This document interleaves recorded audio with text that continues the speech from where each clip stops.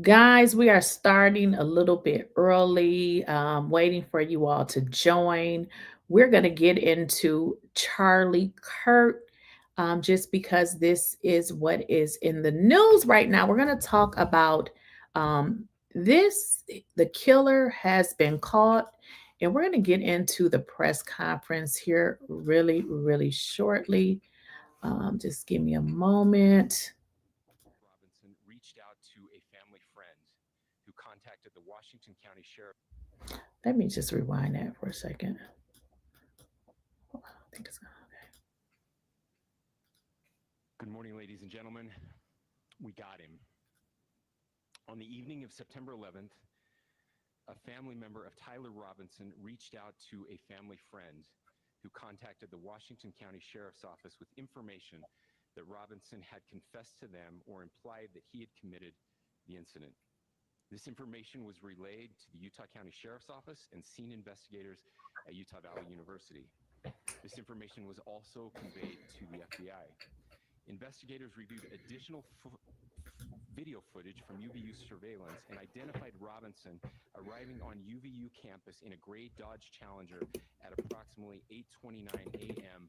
on September 10th, in which he is observed on video in a plain maroon t-shirt, light-colored shorts, a black hat with a white logo, and light-colored shoes. When encountered in person by investigators in Washington County on September 12th, in the early morning hours, Robinson was observed in consistent clothing with those surveillance images. Investigators interviewed a family member of Robinson who stated that Robinson had become more political in recent years. The family member referenced a recent incident in which Robinson came to dinner prior to September 10th, and in the conversation with another family member, Robinson mentioned Charlie Kirk was coming to UVU. They talked about why they didn't like him and the viewpoints that he had. The family member also stated Kirk was full of hate and spreading hate. The family member also confirmed Robinson had a gray Dodge Challenger. Investigators identified an individual as the roommate of Robinson. Investigators interviewed that roommate, who stated that his roommate, referring to Robinson, made a joke on Discord. Investigators asked if he would show them the messages on Discord. He opened it and showed several messages to investigators and allowed investigators to take photos of the screen as each message was shown by Robinson's roommate. These photos consisted of various messages, including content of messages between the phone contact name Tyler with an emoji icon and Robinson's roommate's device. The content of these messages included messages affiliated with the contact Tyler, stating a need to retrieve a rifle from a drop point, leaving the rifle in a bush, messages related to visually watching the area where a rifle was left, and a message referring to having left the rifle wrapped in a towel. The messages also refer to engraving bullets and a mention of a scope and the rifle being unique. Messages from the contact Tyler also mentioned that he had changed outfits. I know there's been speculation as well as to the writing on those casings, those bullet casings, and I believe we have that as well. And I will. So the area north of Campus Drive Road where the suspect crossed over, you saw some of that in the video that we released last night, consists of a grassy area with trees on the edge of the UVU campus. Investigators discovered a bolt-action rifle wrapped in a dark-colored towel. The rifle was determined to be a Mauser Model 98 30-06 caliber bolt-action rifle. The rifle had a scope mounted on top of it. Investigators noted inscriptions that had been engraved on casings found with the rifle. Inscriptions on a fired casing read, "Notices, bulges, capital OWO, what's this question mark?" Inscriptions on the 3 unfired casings read, "Hey fascist, exclamation point, catch, exclamation point." Up arrow symbol, right arrow and symbol, and 3 down arrow symbols. A second unfired casing read, "Oh Bella Ciao, Bella Ciao, Bella Ciao, Ciao Ciao," and a third unfired casing read, "If you read this, you are gay, LMAO." We are indebted to law enforcement across the state who's worked seamlessly together, local law enforcement, state law enforcement, and our federal partners with the Federal Bureau of Investigation. We're grateful for everyone who worked together in such a short amount of time to find this person and to bring justice. I want to thank the public who has been so engaged, reviewing videos, helping us with sending in tips, and helping us get to this point. I want to thank the family members of Tyler Robinson who did the right thing in this case and were able to bring him into to law enforcement as well. I especially want to thank the family of Charlie Kirk, Erica, Charlie's parents, his children. I want us to be thinking of them as we bring justice in this case. They will be involved in that justice. We will be working very closely with them as we move through this process as well. This is a very sad day for our country, a terrible day for the state of Utah, but I'm grateful that at this moment we have an opportunity to bring closure to this very dark chapter in our nation's history. With that, I will now turn the microphone over to the Director of the FBI, Kash Patel. Thank you, Governor. This is what happens when you let good cops be cops. The FBI and our partners are proud to stand here today together to bring justice to the family of Charlie Kirk and honor his memory. I want to express my deep gratitude to President Trump, the Vice President, and the entire White House who have been so incredibly supportive with both resources and just personally to the FBI as a team. They had our backs the entire way, and I just want to express my gratitude for giving us the resources we need to operate in this space to bring this sort of justice at this sort of speed. In 33 hours, we have made historic progress for Charlie. Governor Cox, our partnership has been absolutely incredible these last few days. Our partnership will endure. Your state and local partners, your sheriffs, your DPS community has been unbelievably impressive in the hardest of times. And a case like this cannot be solved, cannot be brought without partnering with your state and local authorities. The FBI has a certain role to play, and we will play that role, and we will lead out for the federal government. But Governor Cox, we are so grateful for your state partnership that led out on this investigation. A little bit of the timeline. Charlie was shot at 12:23 p.m. on Wednesday. The first FBI agents arrived on scene in 16 minutes with chiefs of police at 12:39 and secured the scene. The FBI immediately launched fixed-wing assets. We utilized these assets to transport personnel, specialty technicians, hostage rescue teams. We also utilized these assets to go back and forth from the East Coast and here in Utah to transport forensic evidence and other evidence that will be analyzed and is being analyzed at our FBI laboratories in Quantico and other laboratories, including the ATF. At my direction, the FBI released the first set of FBI photos of the suspect at 10 a.m. local time on 9/11. Then, shortly thereafter, the FBI reward of $100,000 was released at 10:45 a.m. local. Myself and Deputy Director Bongino arrived on the scene at approximately 5:30 p.m. on 9/11. The governor led a press conference last night at approximately 8 p.m., where at my direction, the FBI released a never-before-seen video of the suspect. We also released new images to the public of the suspect. And just last night, the suspect was taken into custody at 10 p.m. local time. In less than 36 hours, 33 to be precise, thanks to the full weight of the federal government and leading out with the partners here in the state of Utah and Governor Cox, the suspect was apprehended in a historic time period. And I want to highlight what Governor Cox said. This would not have been possible without you, the media, and you, the public. That's why we went so public, so fast, and we're so transparent, and we're committed to that transparency. The crime scene, just a little bit there. It is a large crime scene. State and local authorities, along with federal authorities, process that crime scene quickly. And I even had the ability to walk through that crime scene and walk through the steps the suspect took to learn more about what was needed and what resources we needed to bear to create a full picture for the FBI and leadership back in Washington. Furthermore, thankfully to state and local partners, forensic evidence has been seized and continues to be garnered. Forensic evidence has already been evaluated at FBI laboratories in Quantico and state and local authorities here. We will continue to process evidence as we see it, as we collect it, and we will continue to deliver to Governor Cox and his team. Last night, we had a total of approximately 7,000 leads. As of this morning, thanks to your great work, we have over 11,000 leads that were called in to the FBI, and we are running out every single lead that we can.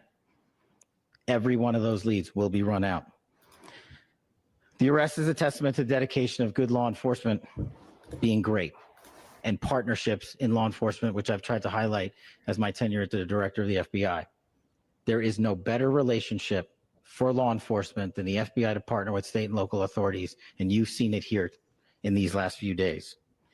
The FBI Salt Lake field office, along with our offices in LA, Phoenix, Denver, San Antonio, Las Vegas, Pittsburgh, Buffalo, our headquarters component in Quantico, all participate in the FBI. I want to express my deep gratitude to the employees of the FBI, the men and women, the evidence response team tacticians, the special operators, the agents, the support staff.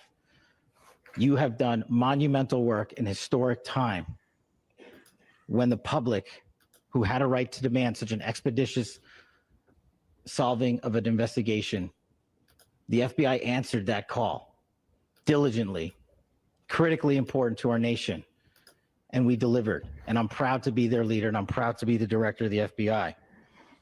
This is a very much an ongoing investigation, as the governor said, and we will continue to work with state and local authorities to develop the investigation, to provide them the evidence they need for their ongoing prosecutions, and we will be here to answer every call they absolutely have, as long as it takes, for as long as we need to find and apprehend whatever suspects were involved in this crime. Lastly, to my friend Charlie Kirk, rest now, brother. We have the watch, and I'll see you in Valhalla.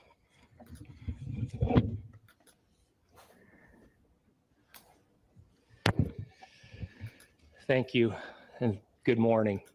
I would just like to take a few minutes as the sheriff to express my gratitude for everybody who has played a part in this investigation. As you know, it's been a vast, a complicated, and a very, very fast-paced investigation. You're looking at people standing up here who are running on, if they got an hour's sleep in the last couple of days, they're probably lucky. It has been very taxing. It has been so impressive, speaking on behalf of the local law enforcement, to see the cooperation that we've seen in this type of case.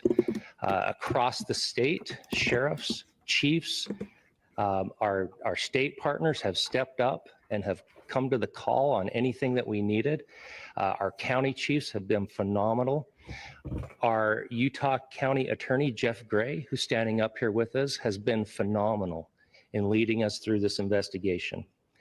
I would like to thank the federal government for their resources, their assets. Our local team here, our FBI team, has been extraordinary in helping us work through this and bring this person to justice. Most of all, I would like to thank the public, and specifically, I would like to thank the public who turned to prayers and who turned to positiveness for us. I would like to thank them on behalf of the law enforcement community, because we needed those prayers. That's what we needed to get through this. We needed your support, and you gave it to us. We needed your patience, and you gave it to us. And I would like to thank you for the Kirk family, because that's what they need, is your support and your prayers, and that will get us through all of this. So thank you, everybody, for everybody that have stepped up. We've had such a phenomenal response to this. Thank you.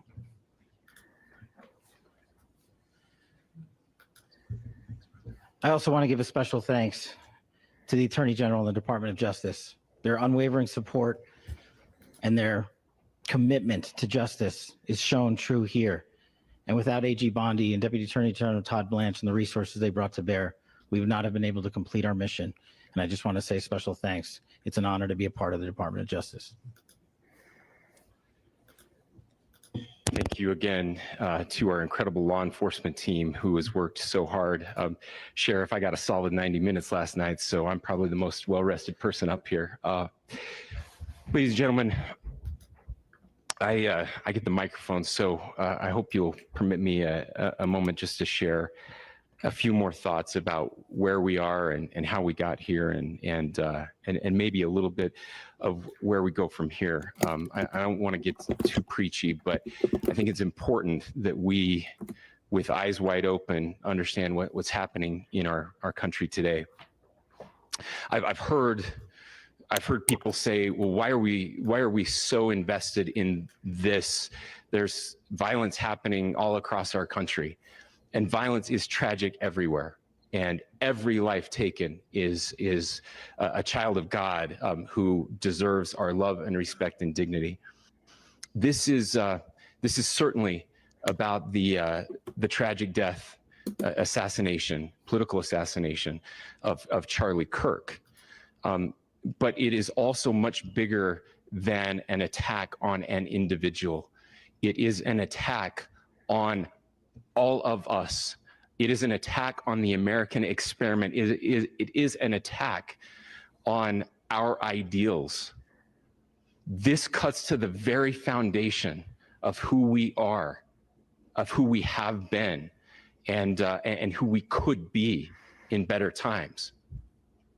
Political violence is different than any other type of violence for lots of different reasons. One, because in the very act that Charlie championed of expression, that freedom of expression that is enshrined in our founding documents, in having his life taken in that very act, makes it more difficult for people to feel like they can share their ideas, that they can speak freely. We will never be able to solve all the other problems, including the violence problems that people are worried about, if we can't have a clash of ideas safely and securely. Even, especially those ideas with which you disagree. That's why this matters so much. Over the last 48 hours, I have been as angry as I have ever been, as sad as I have ever been. And it was, as anger pushed me to the brink, it was actually Charlie's words that pulled me back. I'd like to share some of those. And specifically right now, if I could, I need to talk to the young people in our state, in my state, and all across the country. As President Trump reminded me, he said, you know who really loved Charlie? The youths. And he's right. Young people loved Charlie, and young people hated Charlie. And Charlie went into those places anyway. And these are the words that have helped me. Charlie said, when people stop talking, that's when you get violence. He said, the weak can never forgive. Forgiveness is the attribute of the strong. The only way out of the labyrinth of suffering is to forgive. Welcome without judgment, love without condition, forgive without limit. He said, always forgive your enemies. Nothing annoys them so much. A few months ago, I referenced this last night, Charlie posted to social media, when things are moving very fast and people are losing their minds, it's important to stay grounded. Turn off your phone, read scripture, spend time with friends, and remember, internet fury is not real life. It's going to be okay. He again said, when you stop having a human connection with someone you disagree with, it becomes a lot easier to commit violence. He said, what we as a culture have to get back to is being able to have a reasonable agreement,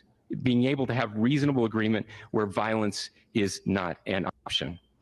Now, again, to my young friends out there, you are inheriting a country where politics feels like rage. It feels like rage is the only option. But through those words, we have a reminder that we can choose a different path. Your generation has an opportunity to build a culture that is very different than what we are suffering through right now. Not by pretending differences don't matter, but by embracing our differences and having those hard conversations. I think we need more moral clarity right now. I hear all the time that words are violence. Words are not violence. Violence is violence. And there is one person responsible for what happened here.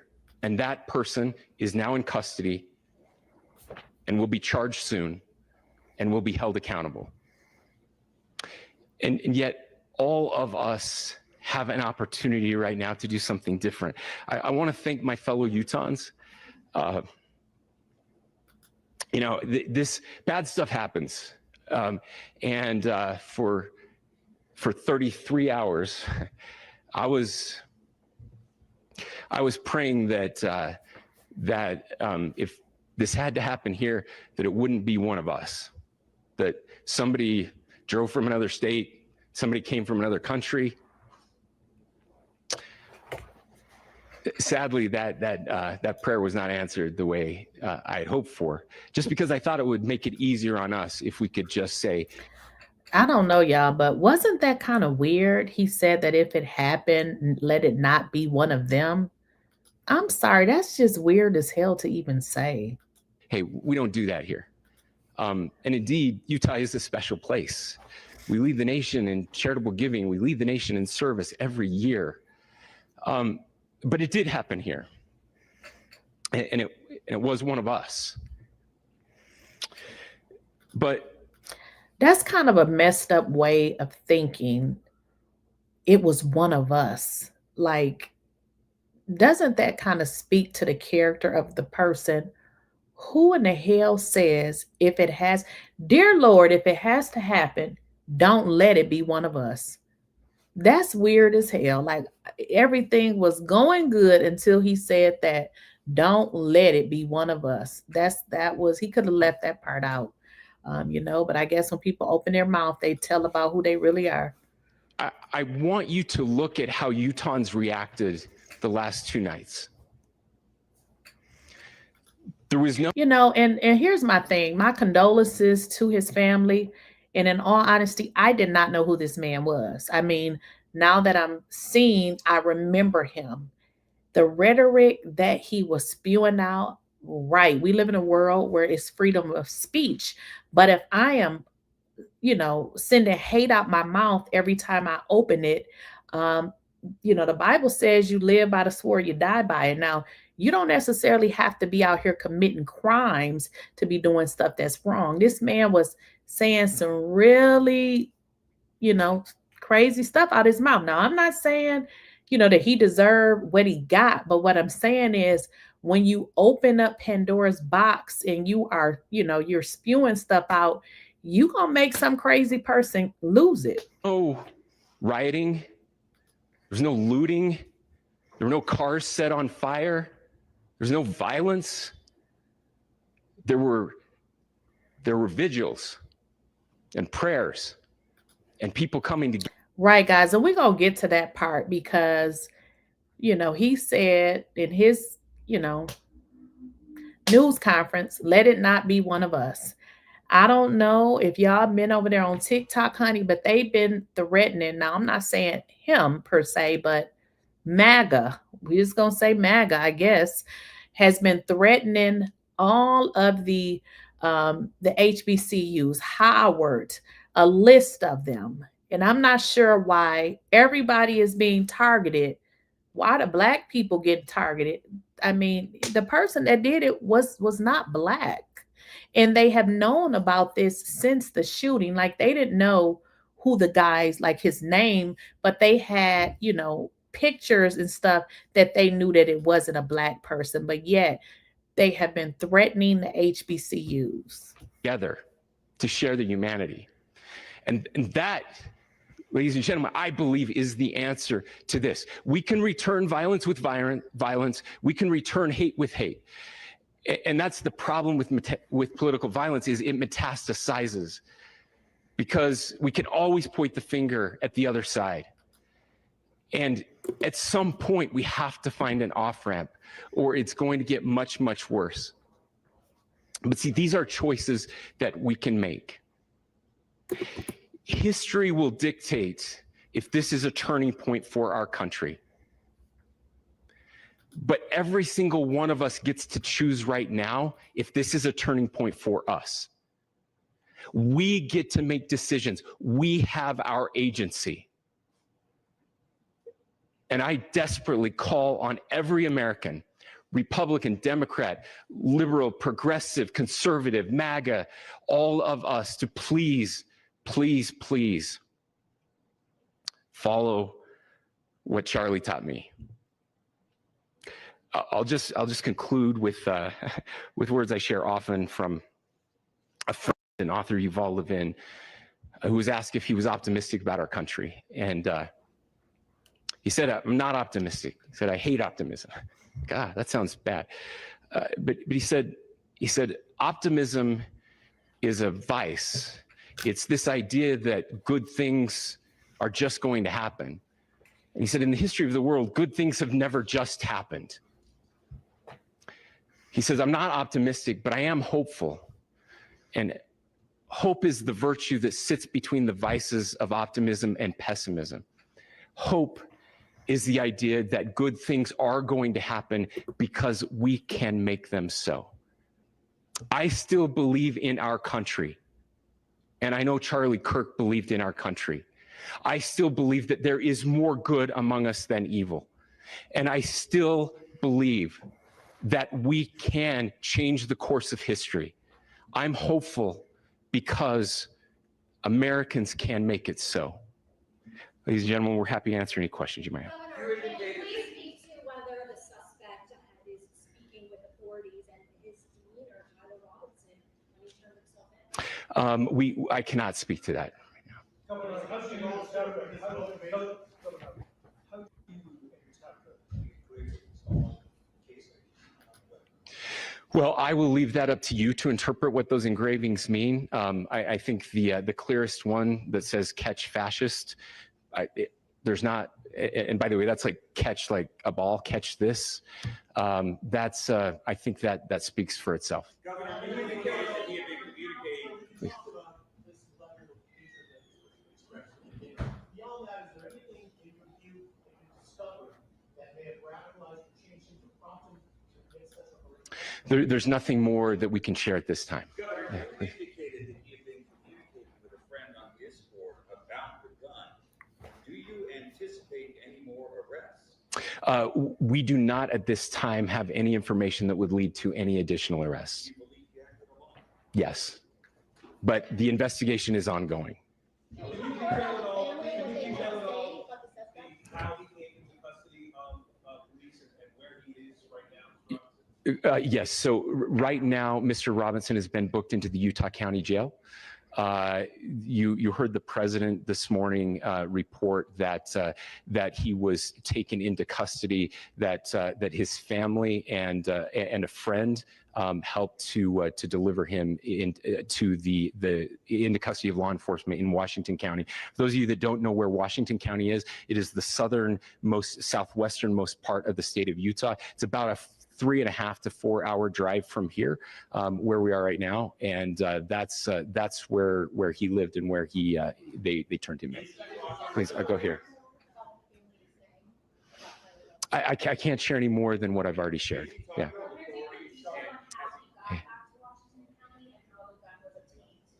So how we obtained the gun was found here. So I don't have much more details on that. We do know that that he drove. We had his car here on campus, and then we had his car going south back to the St. George. It's actually the city of Washington in Washington County. Is he talking with authorities, or did he discuss a motive? I'm sorry. We don't have any information that would lead us to believe that. Yes, in fact, it was just released. Yes. Talking with authorities, and did he discuss a motive? I can't answer that right now. Yeah, thank you. Over here.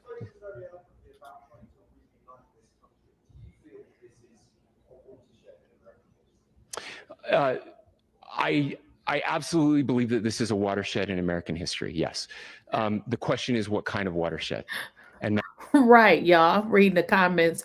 Return hate with hate to who? The suspect is local. Leave everyone else alone. Okay, they making this as if it's something that it's not. Like, this is white on white crime. Y'all deal with it. We ain't got nothing to do with this. that chapter remains to be written. Is this the end of a dark chapter in our history, or the beginning of a darker chapter in our history? Look, I mean, if you look at true political assassinations in this country of someone of this stature, this feels a lot like the late 60s. And having one so gruesomely displayed on camera in all of our hands and in all of our pockets, we are not wired as human beings biologically, historically.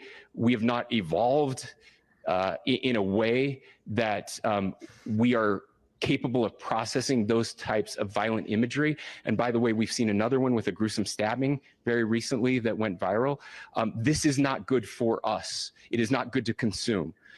Social media is a cancer on our society right now. And I would encourage, again, I would encourage people to log off, turn off, touch grass, hug a family member, go out and do good in your community. That is happening, and it's happening organically right now. I had a friend in a small city in Utah who said, we're getting together. The Republicans and Democrats in my little town are getting together to have a discussion tonight. Last night, just to find a way to find their better angels. So yes, this could be. I mean, you know, again, you have to go back to JFK to have seen a video live of something like this happening. I wasn't born until 1975, but I know that things were really dark in the late 60s. Sorry to some of you. I know some of you were there, but this is our moment. Do we escalate, or do we find an off-ramp? And again, it's a choice. It's a choice, and every one of us gets to make that choice. Two more questions right here. Could we clarify that the release of those constantly at 8 p.m. the timeline that Director Patel gave us led to the arrest at 10 p.m.? Is there a direct connection between those two events? I cannot comment if there is a direct connection or not, but all I can say is that that through some process, the family came to know that this had happened. One more thing, Governor. Clarify the clothing and was he changing outfits? Correct. Yes. So when he's first spotted on campus, he has different clothing on, and then he changes clothing on the roof, and then changed back into that clothing at some point, so that when he was apprehended, when he was arrested, the clothing matched the clothing he had on before the shooting here at UVU. Last question here. Yes. Suspect was Russian. Can you kind of tell us a little bit more about where, and was he a student here at this university, and is there any history of mental illness? Yeah. So I don't have any information on the mental illness part. He was not a student here at UVU. He was living and had lived for a long time with his family in Washington County, in the southernmost part of our state. Okay, y'all. So let's have a little history lesson on who this man is. And I'm going to be honest. Like I said, I didn't know who he was, but after going back looking, I was like, okay, that's the man that used to be saying all the crazy stuff. Because in all honesty, when I see the crap, I just don't even look at it. Shawnee said, hey, y'all, I'm sorry. It's unfortunate the man lost his life, but he was straight KKK member, and I didn't know anything about him but seeing the hate he spat against people who look like me is crazy. And I have to agree. That's what I said. I saw him and I would like not watch it. So let's get into who he is. Charles James Kirk. He was born in 1993. Oh, wow. He looks old. He was born in 1993. Oh my gosh. I would have thought he was in his 50s. Oh, wow. Whoa. Okay. He was an American right wing conservative political commentator, author, and media personality. He co founded the organization Turning Point in 2012 and was its executive director. He was the chief executive officer of Turning Point Action and a member of the Council for National Policy, yada, yada, yada. So he was a right wing. And let's kind of like, there are so many videos out there about him. And when I saw all of this stuff, I was like, oh my God, why are we even talking about this man? Because, hey, I'm just here to talk about the news. But listen, I don't wish death on anybody, but my day is going great. It's going to go great. And we just really talking about the news. You know, this guy seems to be the type of person that spewed a lot of hate. And now, because he talked about black people so bad, they want to say a black person did something to him. And it had nothing to do with anybody that was black. Wait, let's get into this video. Charlie Kirk got pew-pew. This is not our fight. They literally kill us for less. Do not get on here talking about, and no, just because you don't agree with somebody politically means that. Stop it. Because I've already started seeing it. Stop. Let the white folks deal with that shit. It was a white-on-white crime. This is not our time to be black saviors to these motherfucking devils. Fuck. I don't know about y'all, but hey, like I said, we just talking about the news. Hey, it ain't our problem. It is definitely not our problem. But another thing I wanted to get into with y'all, did you guys hear about this? Now, remember I was saying that he said so many bad and horrible things about black people, people, anybody but, but the whites, okay? That they assume that, this was a black person that did this, which is so crazy because even after this man was unalived or killed or whatever y'all want to call it, they had video of it, but they just never knew what he looked like. Now, because of that, y'all, they have been calling in all sorts of bomb threats to HBCUs. What does the historically black college or university have to do with this? Update to the Bethune-Cookman story. So apparently over 6 historically HBCU colleges have been targeted with terrorism or threats of terrorism. Alabama State University, Virginia State University, Hampton University, also Virginia Southern University, also Bethune-Cookman University, Clark Atlanta University, also. Numerous universities, as mentioned before, are placed on lockdown due to active threats. Authorities aren't releasing exactly what threats they're looking for, but I know in Daytona Beach, Bethune-Cookman is on a full-scale lockdown. Authorities are going room to room, dorm to dorm, searching the entire campus, as well as they have bomb-sniffing dogs en route to the campus, so that could be another threat that was placed on the campus. As of right now, 2:55 p.m., Bethune-Cookman is still on an active lockdown with police having the entire campus surrounded and not letting anyone in or out of the campus. If I hear anything else, I'll let you know. This is truly tragic times. Once again, this is an act of terrorism. This is not funny at all, nor should it be taken lightly. So y'all heard that they have all of these HBCUs on lockdown for what? What in the hell does this need to do or have? What do this got to do with black people? A lot of black people don't even know who the hell he is. So I'm just like, when you say you know, you're giving these great speeches. What the hell are you talking about? We don't even know who this MFer is. And like I said, I saw his picture before, but I really didn't know who this man was, because, they're always on the internet with all of this. You see so much racism now, being that everybody's on the internet. When I start seeing a lot of it, I just won't even watch it. So, like I said, I didn't even know who the hell this man was. Didn't know who he was at all.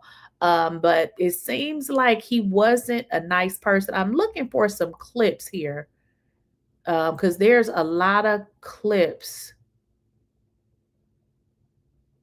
that he went to different schools. Let's get into this one right here, y'all. All right, let's get into this one. It's just, this man is, sorry he had to lose his life, but it doesn't seem like he was a really good person either. All right, let's get into this one. Just black people on Earth? What statistic Africa. is that? Do you know black Americans are the richest black people on Earth?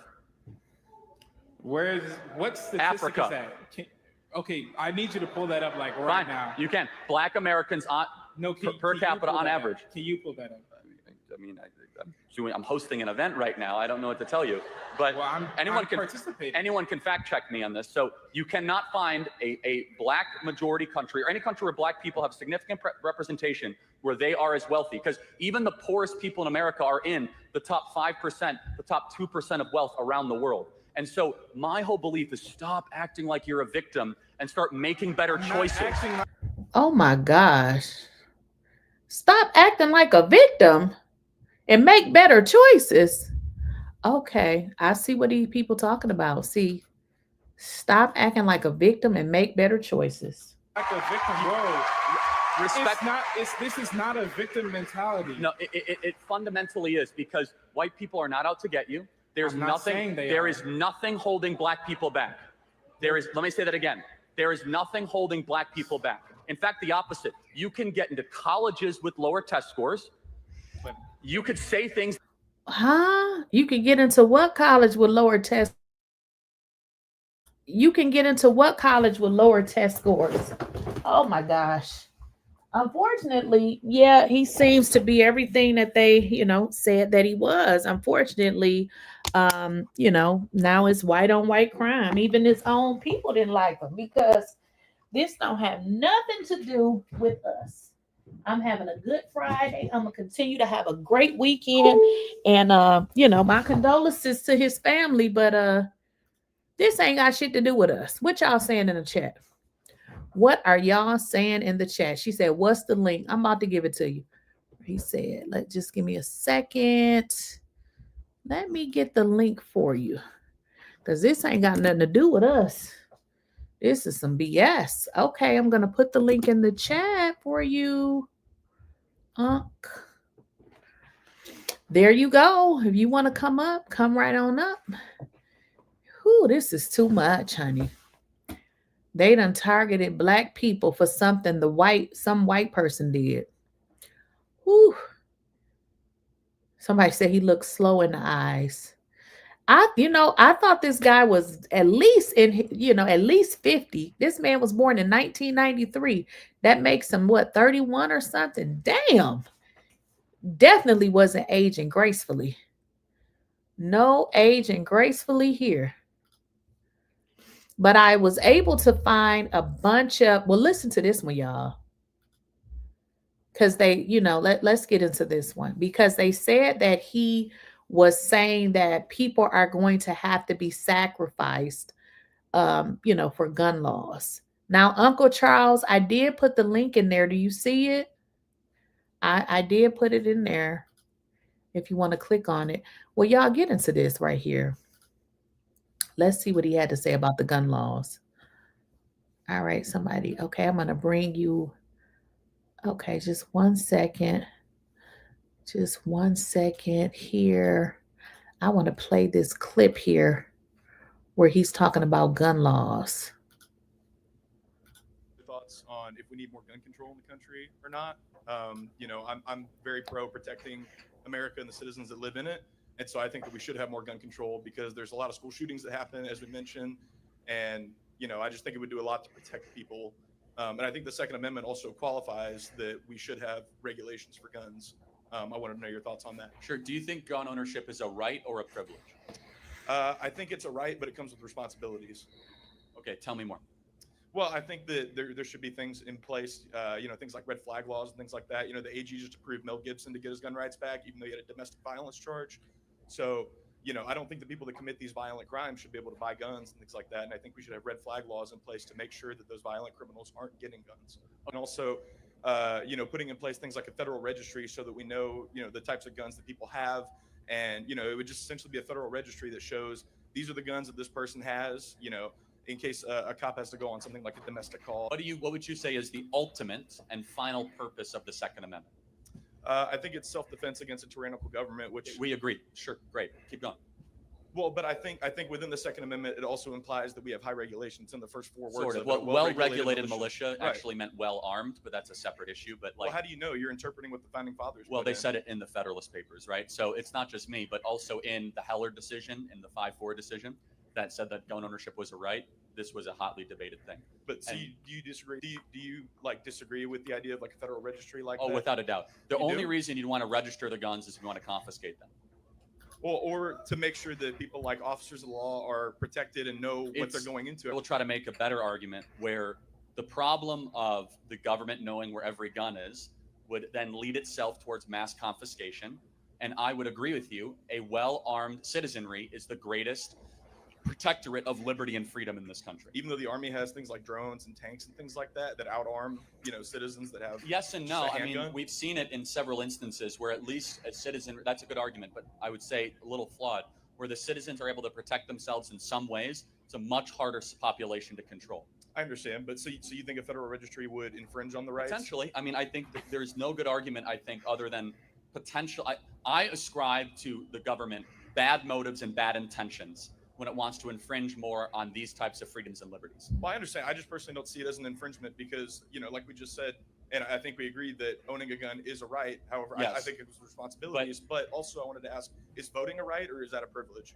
Well, it is a right, and that's so felons can get their rights back, right? And so, but rights can be suspended or delayed.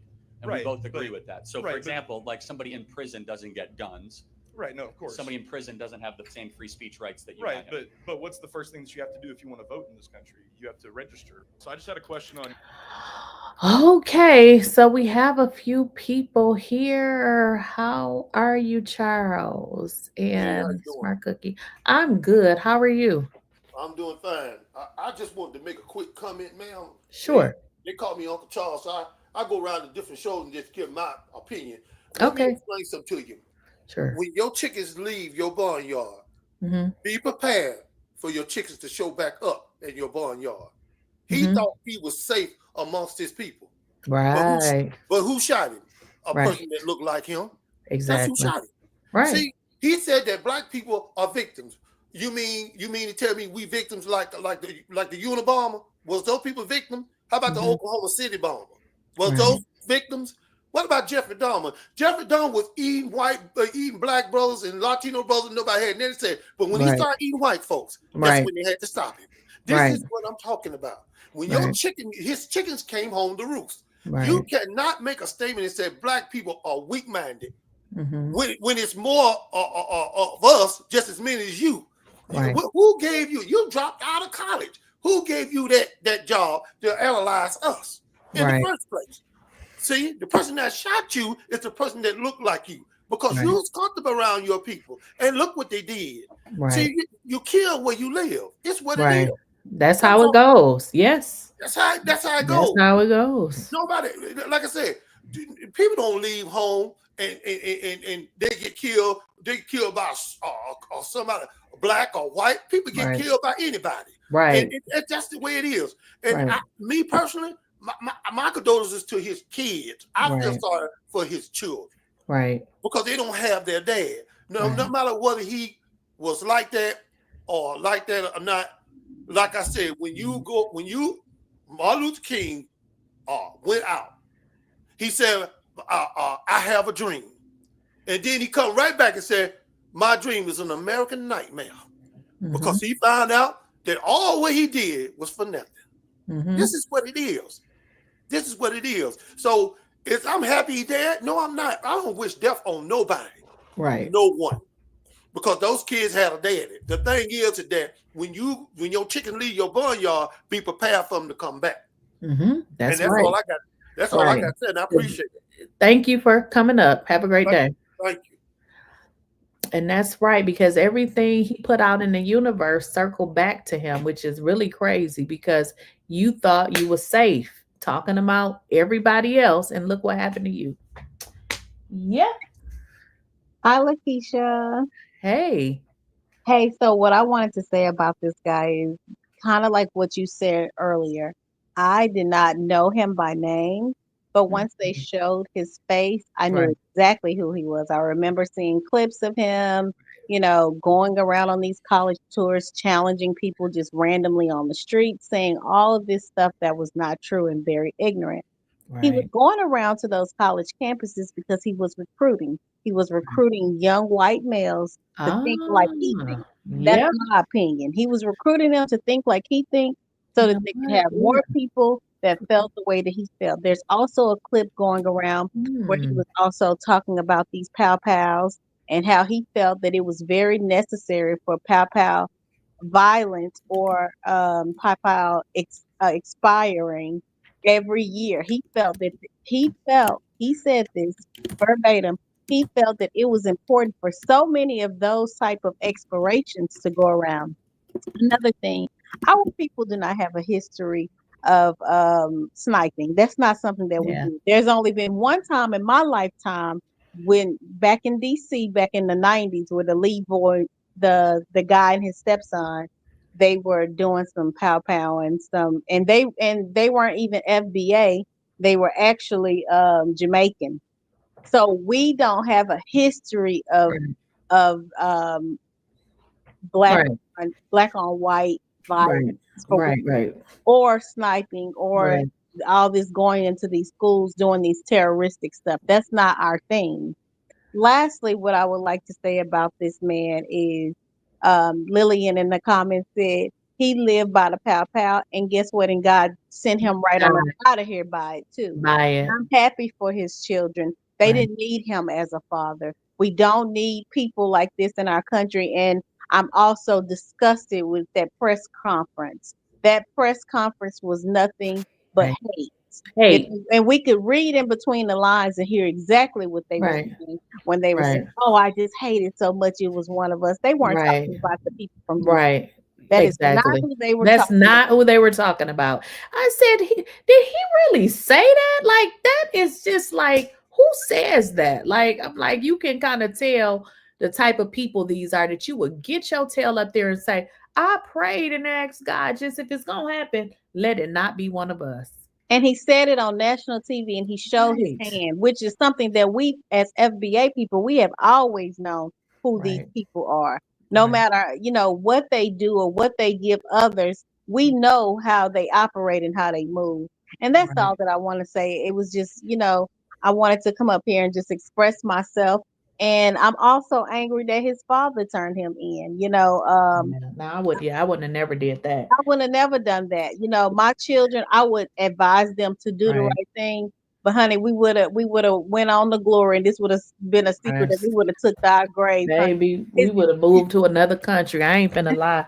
I'm just finna be honest. I mean, yeah, listen. my child, anybody come out of my body? No, ma'am. No, indeed not. That's how thick my loyalty runs with my children.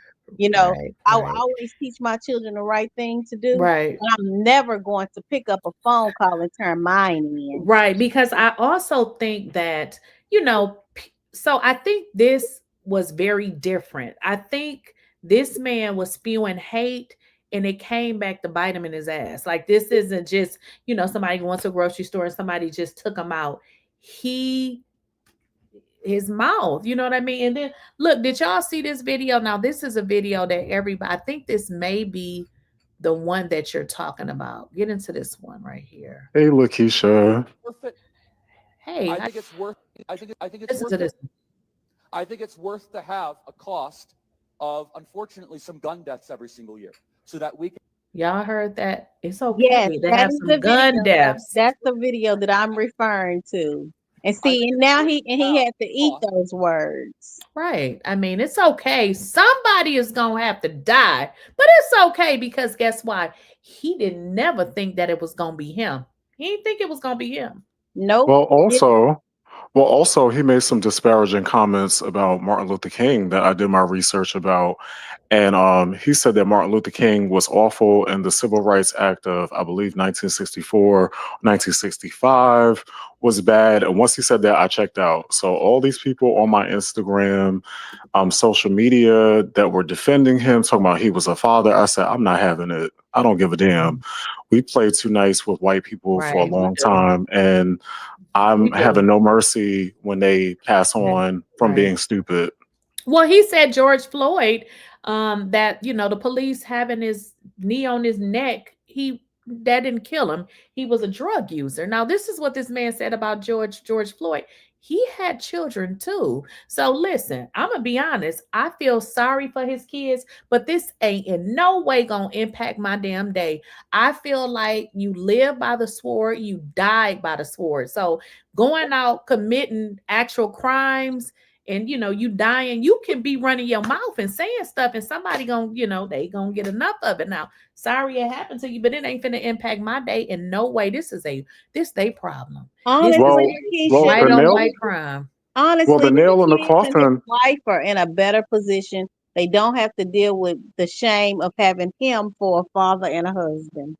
Well, I think that, unfortunately, to get to your point, I think that these white women support these men like that. Like, Right. we've seen them come out in droves and vote for Trump. Like, they are having some type of Stockholm syndrome right now.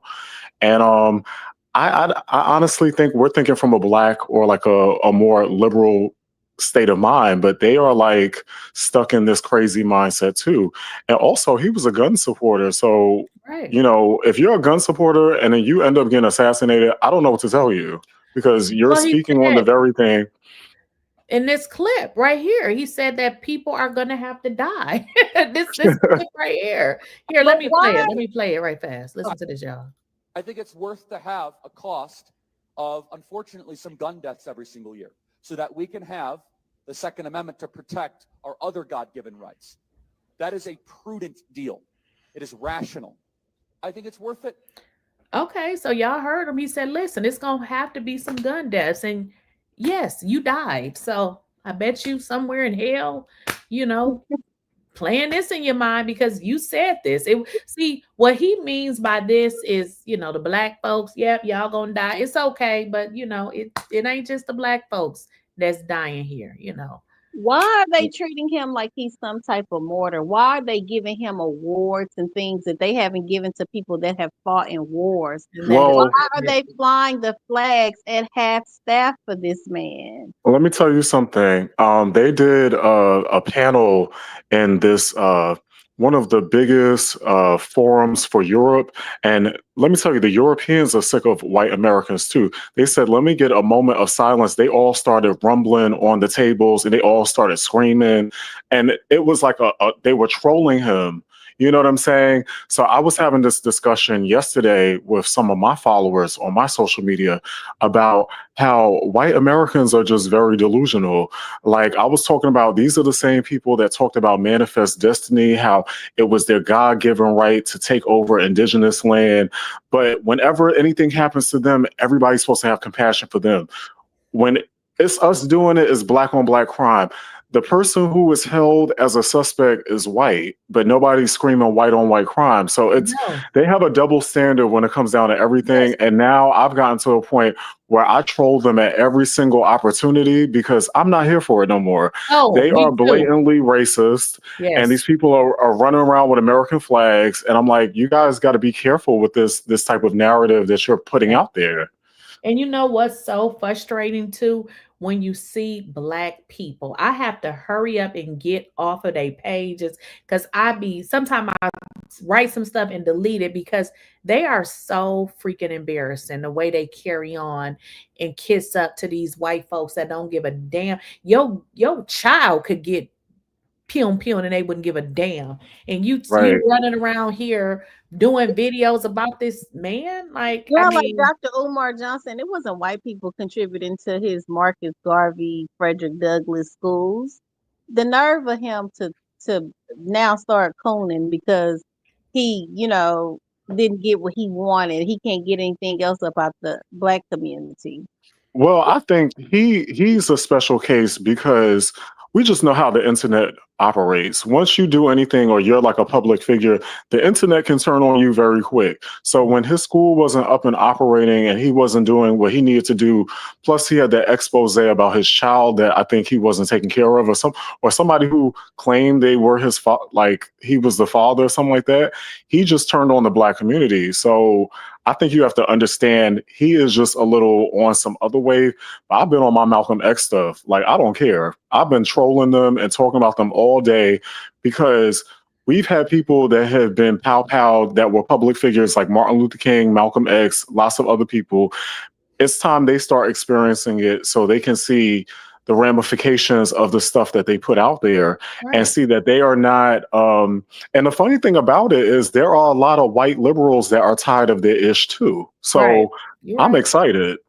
Yeah, and then the guy that was holding the press conference said something about the 1960s. And as you mentioned, Medgar Evers was one of those people, Emmett Till. Like, what about those people when they lost their life? And it wasn't because they were going around teaching other black people to rise up and hate white people. And that's exactly what this man was running around here teaching.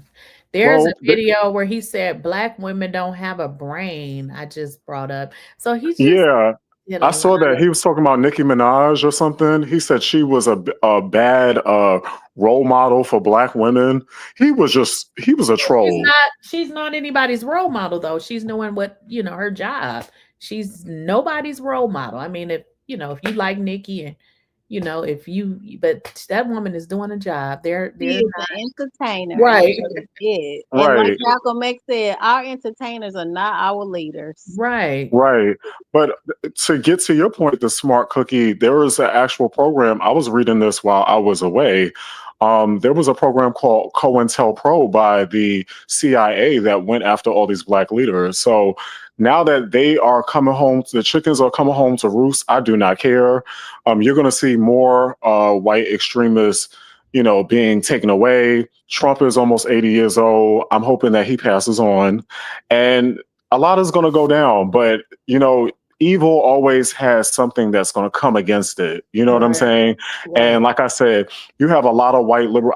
I'm in New York City, you guys. So when I talk about white America, we all know, like the white people here know that we talking about the red state white people, the crazy pro-Trump ones. They're sick and tired too because they're embarrassed. You know what I'm saying? So you're going to see a shift. And unfortunately, they don't have enough security. They're going to you're going to these events and you're just a content creator and you don't have no type of security and you're spewing out vitriol. That's crazy. That's crazy.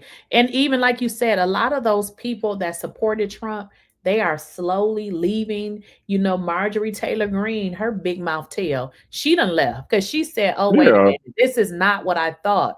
Yeah, because it's racist. And not only is it racist toward the black people, they don't give a damn about women. They don't. They don't give a damn about women. Marjorie was like, wait a minute.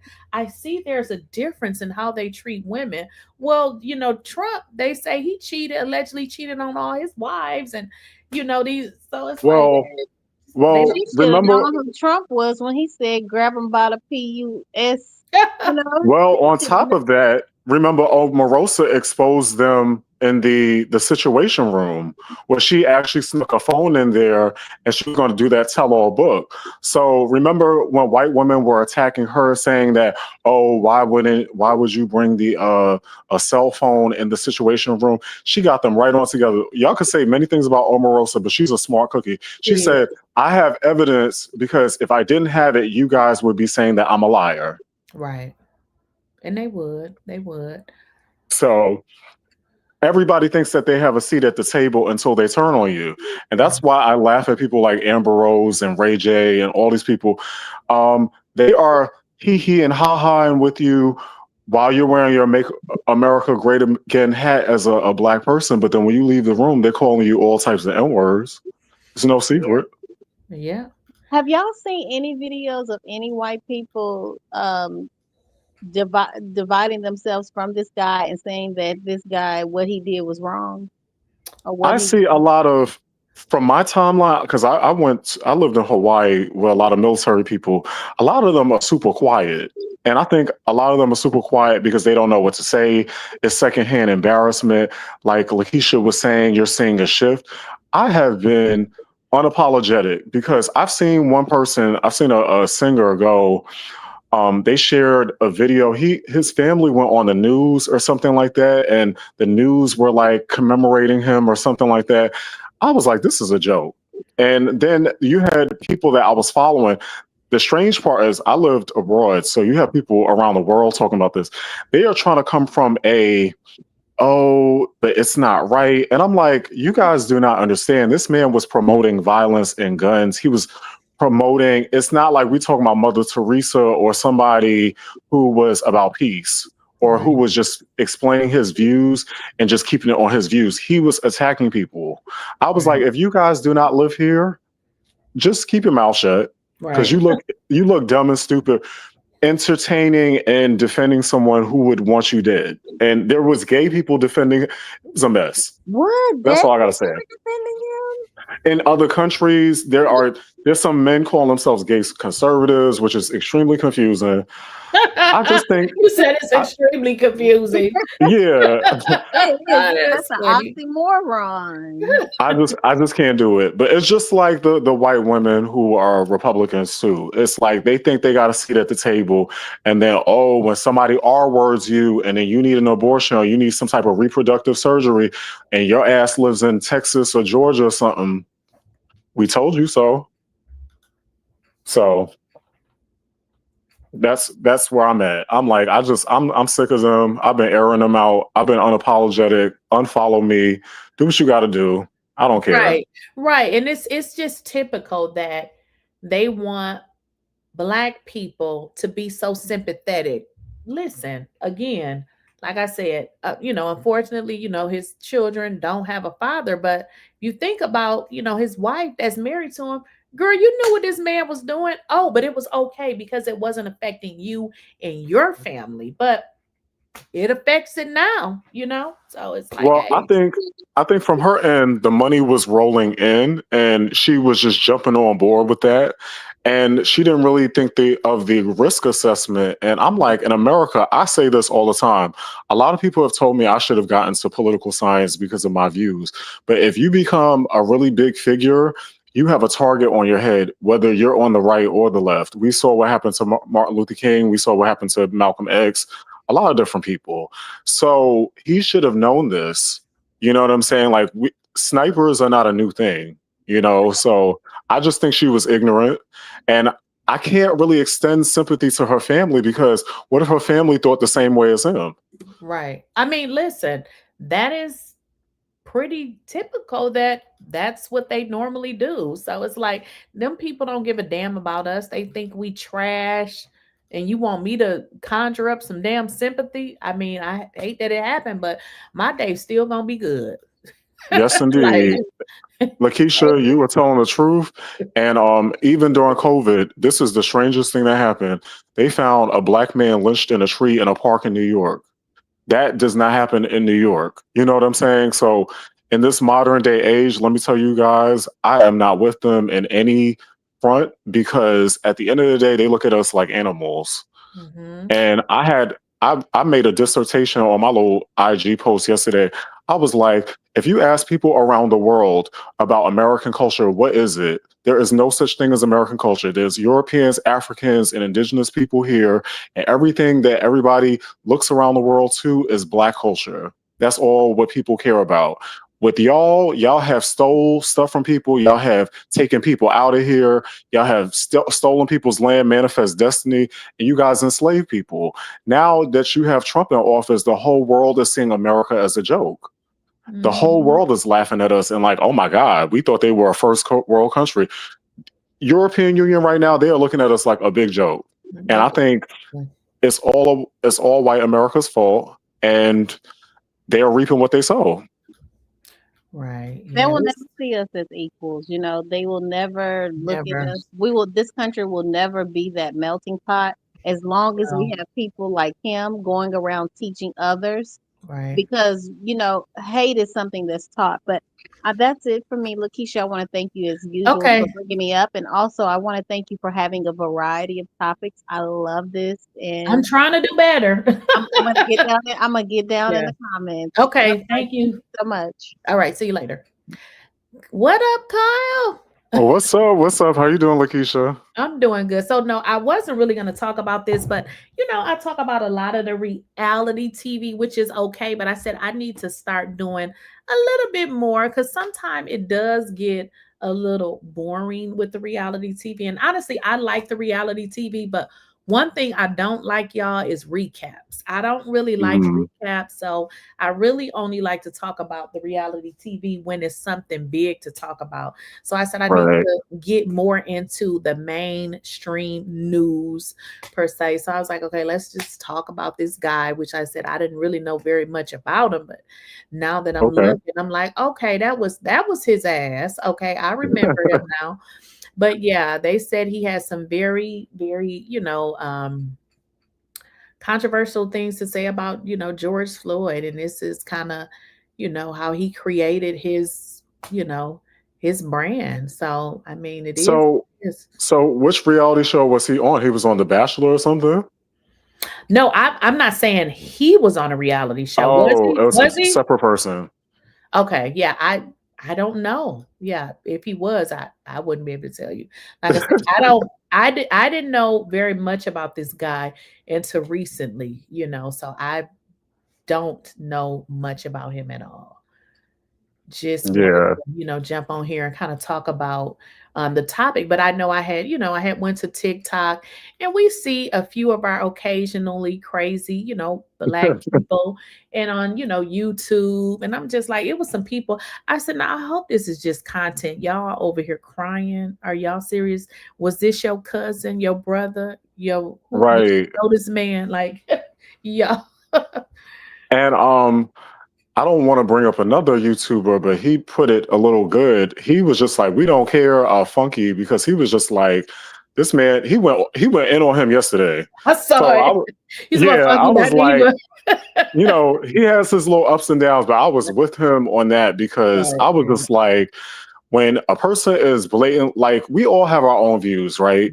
But you have to have discernment to know what to say in public. I feel like if you're a public figure, and even if you are conservative, to frame it in a right way where it's not hateful or it's not whatever. So frame it in the right way.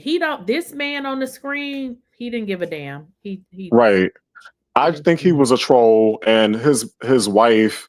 I just think I'm from New York City. I think if I'm dating someone and they're a public figure, they already have a target on their back. So I'm always thinking of ways of, okay, do you have security detail? What's going on? What's the situation looking like? He was doing college speaking tours, and we know there's a lot of even if he was just a good person, there's mentally ill people that are just out here taking people out of here. You know what I'm saying? So, and like I said, what Smart Cookie said, I don't know if it was before you joined, but what she said made a lot of sense.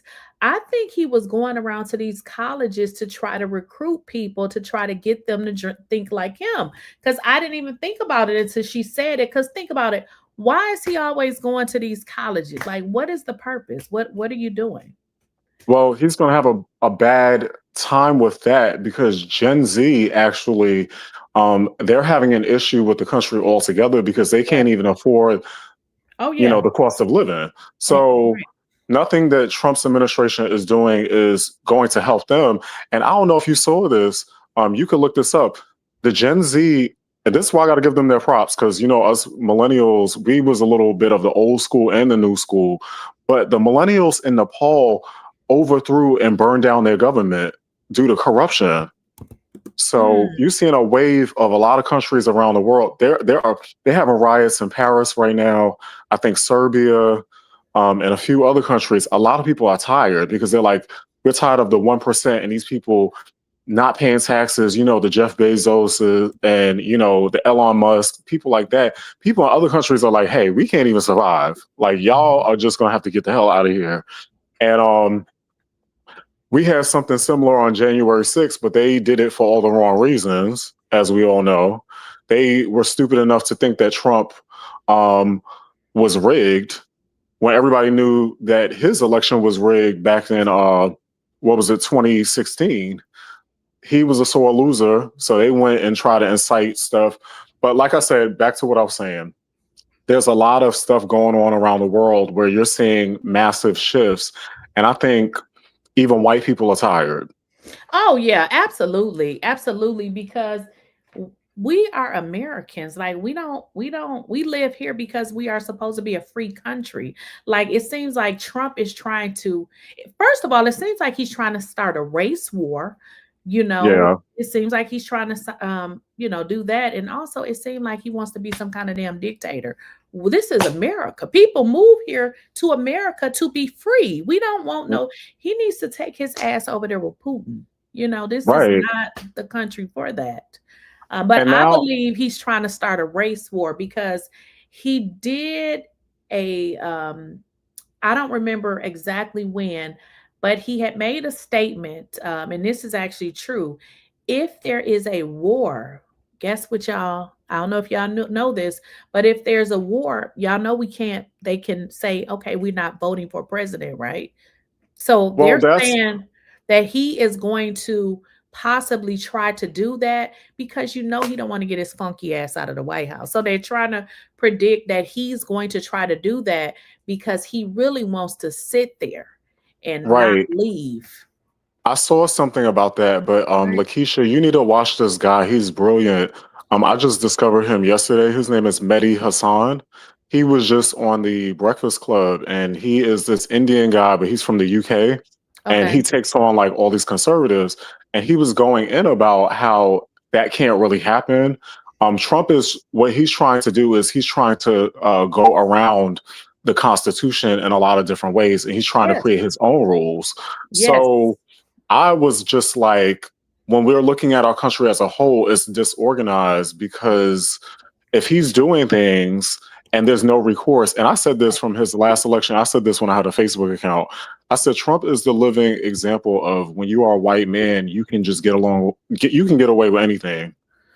Right. And it's like these people are sitting here acting like they are afraid. And I get it. He's the president now. I get, Kamala Harris, she lost. But Kamala, girl, your ass has been quiet.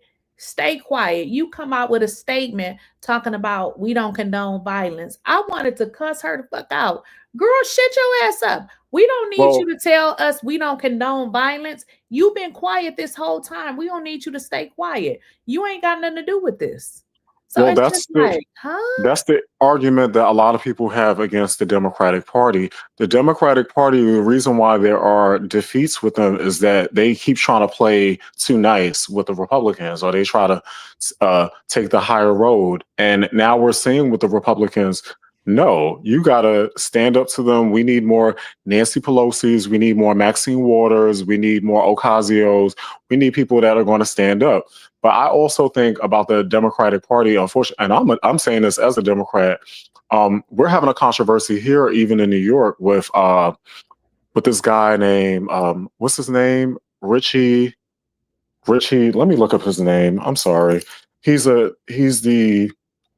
leader of the 15th district in New York. And what's happening, anyways, is that once they get these donations from certain people, they are told to shut up.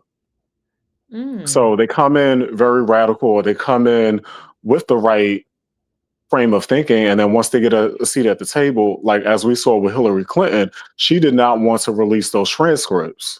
So the Democratic, Richie Torres, thank you so much, Crystal Brown. He was exposed for getting all these donations from Israel. And, New York don't play that. New York is very free Palestine. So people was roasting him, saying that you are the congressional leader for the poorest district in the country. I found this out yesterday. New York City has the poorest in the richest congressional districts in this country. And they were roasting him because he got over, I believe, $500,000 worth of donations from AIPAC. So this is another thing that a lot of people are not understanding, that once people get a seat at the table and they get them checks start coming in, then they're like, oh, you know, we're not going to stand up. Right. And it's sort of sad. Right. And also, too, I'm glad you brought that up.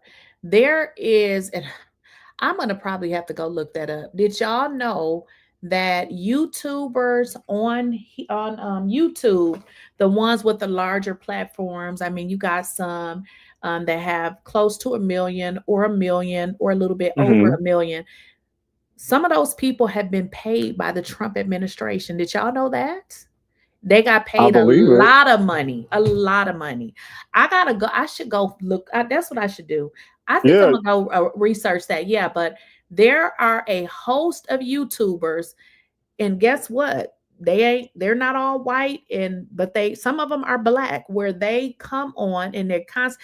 I was just watching this guy today, and I looked at him. I said, I know he's a Trump supporter. As I started watching his content, I'm trying to figure out, like, I wonder, is he one of them? But yes, a lot of, I shouldn't say a lot, but a good number of people on YouTube, you constantly hear them supporting Trump. They have been paid. Now, I was listening to somebody, and when I say they have gotten paid, I mean millions of dollars, not like 300,000, millions of dollars. So they have gotten paid. So they continually create content supporting Trump. And see, the thing of it is when they're putting this stuff out there, people are listening to it and they think that it's truthful, but these people have been paid. Yes. Exactly. And he's incentivizing things for them. Like, he's making tax cuts for the very rich. So you're getting these checks and he's like, okay, I can hook you up with my team, or I can point you in the right direction of where you can take all this money home. That's why this is why I cut out watching, I hate him, 50 Cent. 50 Cent was another person who came out subtly supporting Trump, and then he tried to backpedal. And it's so sad to see how people forget where they come from when they get a platform or they get a check. And at the end, this is the thing, though. Don't mean to cut you off. This is the thing that really gets on my nerves, especially with these people that bring their raggedy asses to YouTube. YouTube is something that anybody can do. There's no qualification for YouTube. You just get your ass on here and you figure it out. Eventually, you'll grow your audience. So it's irritating to me when we get these idiots on YouTube and they build up their platform. But at the end of the day, this is still YouTube. So you still have to abide by the YouTube rules to be even on here. So you are not doing anything that somebody would not be able to do had not they just stuck to it. So it just be like, when I be seeing these people on YouTube, and I just be like, okay, you making a lot of money, but it's not like another person couldn't do it. Like, this is something that anybody can do. When I first started doing videos, I was like, okay, I'm just going to do the voiceovers because I was like, I don't want to go on camera. But as time goes on, you start doing other things. So it's just, when I be seeing people on YouTube thinking that they superstars, I'm like, well, then anybody can be a superstar because YouTube is for anybody. Like, yeah. And I see y'all put names in the chat. I believe he one of them, but it's a few more. And they are black. And it's so irritating to me because I'm going to tell y'all this. I wouldn't give a damn if I won the lottery and had $1 million. You would never see me support shit like that. I would never support that because guess why?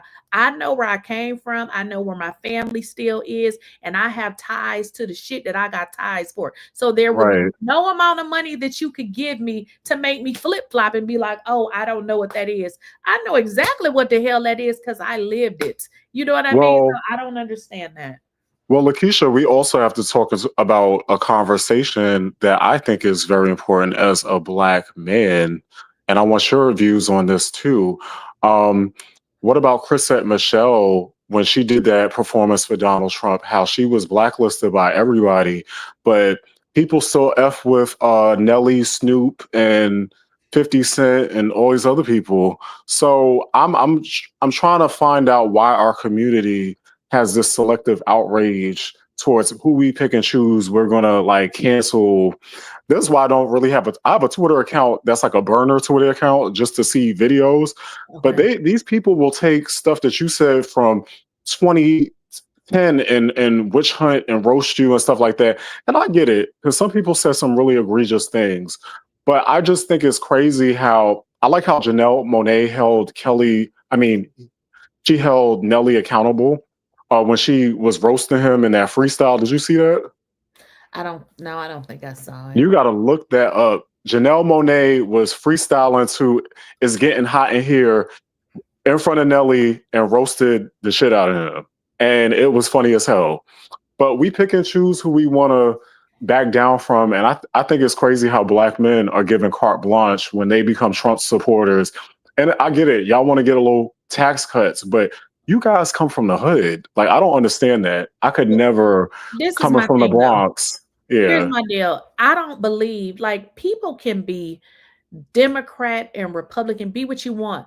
This is what you need to understand. Trump is a racist. That's the part that you need to understand. So this has nothing to do for me with Democrat and Republican. He's trying to take the damn Black people back to picking cotton. Like, what do y'all not understand about this? He done fired or tried to attempt to fire every Black person that was in big positions within the government, just like this last lady he tried to fire. This is a continual thing. Now, how do you look at that and say, I'm going to support some shit like that? Because I'm going to be honest, sometimes I want to be a Republican, but I could never support Donald Trump. Now, if it was somebody else in there, I may say, okay, I'm gonna do Republican. I could never support nothing like that. I could never support him. He's a racist. Well, Lakeysha, I want to say to you, just to jog your mind with this, I get that. I get your argument about it's not Democrat, Republican, but I want to just go deeper. They've always felt like this, and they use being a Republican as a cloak, as nationalism, as patriotism. I was going in yesterday on my Instagram stories talking about when these people walk around waving American flags, they might as well be wearing the KKK hoodies. Right. But now they're doing it in a different way. They're doing it with patriotism. They're doing it with nationalism. And we all know what it means. So I just forewarn you that that party is really, they're using that as a disguise to really cloak their real agenda.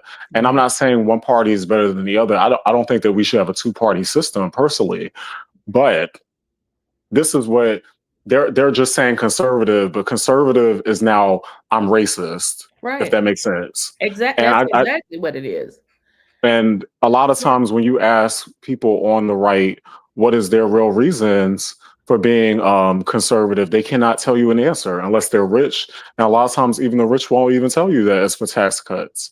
So I don't think there's any authenticity in anything surrounding their agenda.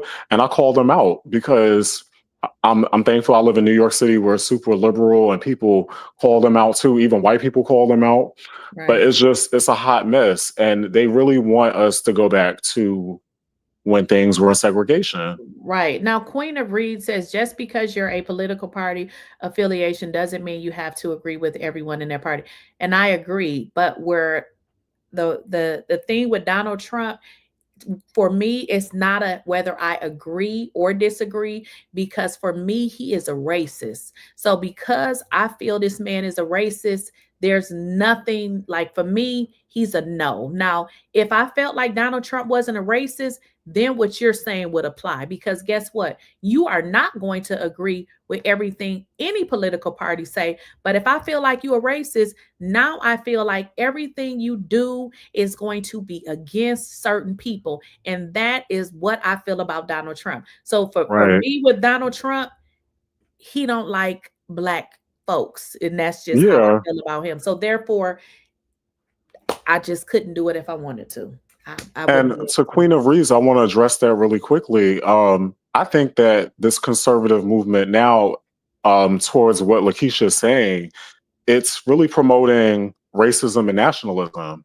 It's promoting xenophobia, racism, a lot of different things, and it's giving them an excuse to do it. Right. It's giving an excuse for them to come out and do it, because they've been hiding in the closet with it for forever. Right. And some places in the deep South, they could openly do it, but as a country, they couldn't get away with it. Now Trump has given them a face, and I feel like that's Right. why I question anybody that calls themselves a conservative, because I'm like, okay, if you are a conservative, give me some bullet points of why you are. Right. And most of them can't. Most of them can't even tell you his policies that actually benefit them. Also, are you guys familiar with this latest thing that they just did where they can stop you, ask you questions based on the color of your skin? I said, this is just taking me all the way out. Did y'all What are know you talking about about with that? ICE? Yes. Oh, Yes. okay. So before where, it nothing is supposed to be related to color. Well, now as it relates to ICE, they can be like, oh, there's a Mexican or that I'm gonna stop you just because. They can do that. So what Right. the hell is that? Like, why? How are we stopping people based on the color, how they look? Like, are you kidding me? Like, this is crazy. Like, why would you, as a president, want that to be the basis for you stopping somebody? Well, also, Lakeysha, we talked about this on the other live. They are threatened that they are not the highest growing population. We know that Latinos are going to, they're going to supersede everybody in terms of population. They said across the world, birth rates are at the lowest, I think, it has ever been. And that's partly due to the fact that people can't afford anything. Right. So Latinos are still having babies. They are still, getting it in and doing what they got to do, even if they don't have their papers or whatever like that, they're still populating. And that's what they're threatened by. They're threatened by sanctuary cities. Like, I live in New York City.